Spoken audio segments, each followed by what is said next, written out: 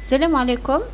Alors, dans les vidéos précédentes, nous avons parlé d'étendue de groupe. Nous avons vu le groupe de domaine local. Nous avons vu le groupe de domaine global et nous avons vu le groupe universel. Donc, aujourd'hui, on va voir les stratégies d'utilisation de ces groupes. Mais avant, donc, on va voir la notion d'imprécation de groupe. Donc, nous avons vu dans les types d'étendue de groupe, nous avons vu qu'il y a des groupes qui peuvent être membres d'autres groupes. Donc, c'est ce qu'on appelle justement, c'est ça la notion d'imbrication. Donc, l'imbrication permet aux groupes d'être membres d'autres groupes. Comme c'est le cas par exemple dans cet exemple, les deux groupes G comptabilité et G finance, ce sont deux groupes qui sont membres d'un groupe finance. Alors, la notion d'imbrication de groupe, elle est très importante pour simplifier la gestion et des utilisateurs et de l'octroi des autorisations. Donc, on va voir ça lorsqu'on va commencer à parler des autorisations et permissions de partage et NTFS. Donc, les groupes vont énormément simplifier la gestion et des utilisateurs et des autorisations.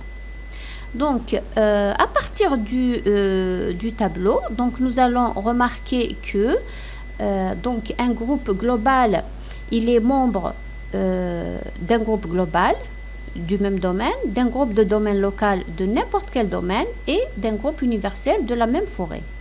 Donc, finalement, le groupe global, il peut être membre de tous l'étendue de groupe global, domaine local et groupe universel. Alors, le groupe de domaine, par contre, il ne peut être membre que d'un groupe de domaine local et du même domaine. Et le groupe universel, il est membre donc d'un groupe universel ou d'un groupe de domaine local de la même forêt. Alors, nous allons voir que l'utilisation de telle ou telle étendue, donc Microsoft a mis une certaine stratégie pour utiliser ces groupes, ces étendues de groupes. Donc, il y a une différence des caractéristiques bien définies pour telle ou telle étendue, mais nous n'allons pas voir donc en détail la différence entre les différents groupes. Alors, donc, grosso modo, le domaine local, nous allons voir que le domaine local est utilisé pour appliquer les permissions. Le domaine global est utilisé généralement pour organiser les comptes utilisateurs. Et les groupes universels sont utilisés pour regrouper les utilisateurs de n'importe quel domaine et leur donner des permissions dans n'importe quel domaine. Donc, nous allons revenir à cette conclusion après, lorsqu'on va voir les différentes stratégies de groupe. Alors, dans la stratégie de groupe, d'utilisation des groupes, nous allons voir donc deux cas. Dans le cas d'un domaine unique et dans le cas d'un domaine multi-domaine ou interdomaine. Alors, dans un domaine unique, nous avons un seul domaine. Donc, pas de contrainte interdomaine. Donc, les étendues du groupe ne sont pas très importantes ici. Par contre, dans un domaine, dans un cas d'une architecture multidomaine, là, l'étendue de groupe, elle est très, très importante et donc une stratégie, il faut bien définir la stratégie d'utilisation de ces groupes. Alors, pour expliquer les stratégies, on va utiliser les symboles utilisés par Microsoft. Donc, le A veut dire account, un compte utilisateur qu'on va symboliser avec le schéma. G global, donc c'est pour le groupe global. DL pour domaine local. Et P pour permission, donc c'est les autorisations attribuées à un compte ou un groupe ou sur une ressource. U, c'est universel. Donc aujourd'hui dans cette vidéo, nous allons voir uniquement donc le domaine local, plutôt un domaine unique, dans une architecture à domaine unique. Alors, nous n'allons pas expliquer toutes les méthodes, mais les méthodes les plus utilisées, c'est la méthode AGP et la méthode ADLP. Alors, commençons par la méthode AGP.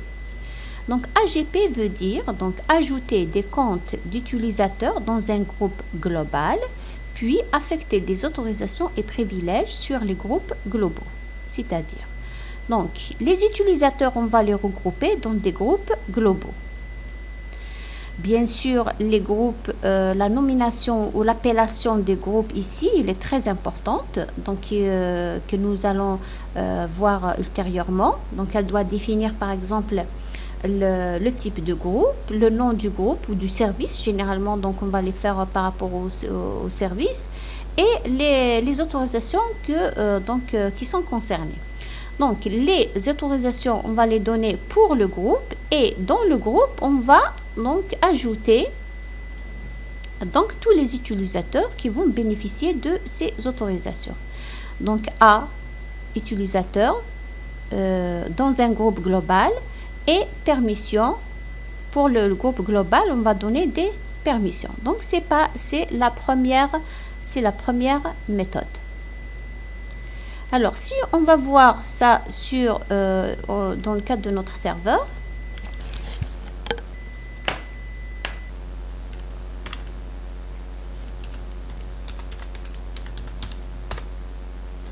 voilà, donc au niveau où est-ce qu'on a créé les groupes, voilà. Par exemple, G marketing, donc c'est un groupe global. Voilà, c'est un groupe global. Pour ce groupe global, on va donner des autorisations et les utilisateurs, on va les rajouter dans ce groupe. Donc, on peut faire membre, donc ajouter ici des utilisateurs du même domaine. Par exemple, Ania, voilà, donc OK. Donc, toujours l'emplacement, c'est abc.lan. Je fais OK. Voilà.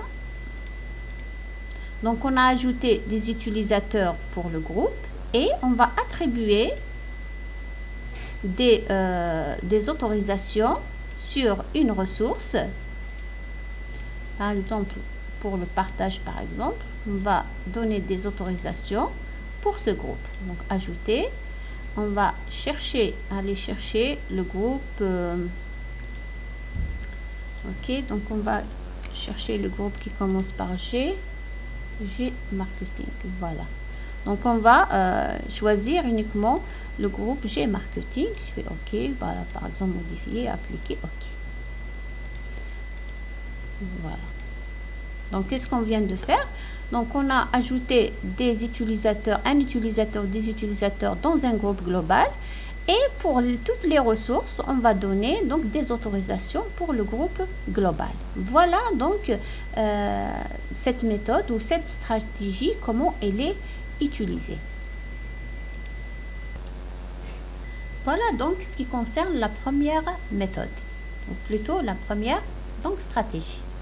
La deuxième stratégie, par contre, donc elle consiste à ajouter donc des comptes utilisateurs dans un groupe de domaine local, voilà, et d'affecter des autorisations pour le groupe de domaine local, d'accord? Donc les utilisateurs sont membres d'un groupe de domaine local. Donc c'est pour ça qu'on appelle ADDLP, account des utilisateurs dans un groupe de domaine local, et pour le domaine local, donc on ajoute des permissions. Voilà, donc on va voir ça sur notre serveur. Donc de la même manière, on va créer de la même manière, donc ici par exemple GDL marketing. Donc comme membre, on va ajouter donc des utilisateurs. On va ajouter par exemple Selma. OK, voilà, Selma, il est membre, et on va attribuer des permissions pour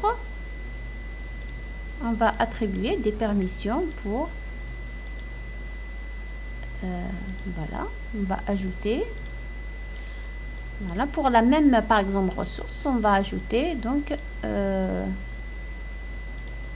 groupe de domaine local. GDL Marketing. OK. Voilà, on va lui donner des permissions. GDL Marketing.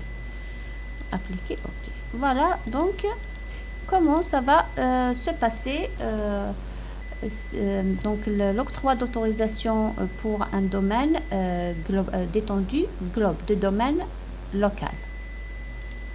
Donc on a généralement deux stratégies, deux méthodes qui sont utilisées dans un domaine local, plutôt dans une architecture d'un domaine unique ou d'un seul domaine. Alors, les deux méthodes sont simples à mettre en œuvre. Donc, vous avez vu que c'est très facile. Elles sont simples à mettre en œuvre et plus ou moins adaptées donc à des environnements avec un nombre d'utilisateurs et les contraintes d'autorisation qui sont faibles. Mais elles ne sont pas recommandées pour dans le cas d'une architecture multidomaine avec beaucoup d'utilisateurs qui viennent des domaines de la même forêt, etc. Donc, qui n'est pas du tout adapté dans des architectures qui peuvent évoluer dans le futur vers une forêt multidomaine. Donc, il faut être sûr que le domaine sur lequel on travaille, donc, il va rester un domaine unique, il ne va jamais évoluer vers une forêt, ce qui n'est pas toujours le cas. Donc l'entreprise, elle peut évoluer et donc elle peut créer un domaine enfant. Donc généralement, on commence par exemple dans une petite entreprise, on commence par un domaine unique. Après, donc avec l'évolution de l'entreprise, on va créer un certain nombre. Donc on voudrait créer une filiale quelque part. Donc on va créer un domaine enfant. Ou encore, donc on va faire des partenariats avec d'autres entreprises et avec lesquelles on va faire des relations d'approbation. Et là, donc notre domaine, il devient donc un domaine dans une architecture interdomaine. Mais dans ce cas, donc les deux stratégies qu'on a vues ne sont pas du tout adaptées. Donc nous allons voir dans la prochaine vidéo la stratégie ou les stratégies qui sont préconisées par Microsoft dans le cas d'un domaine dans une architecture interdomaine. Donc jusque là, je vous dis au revoir et merci pour votre attention.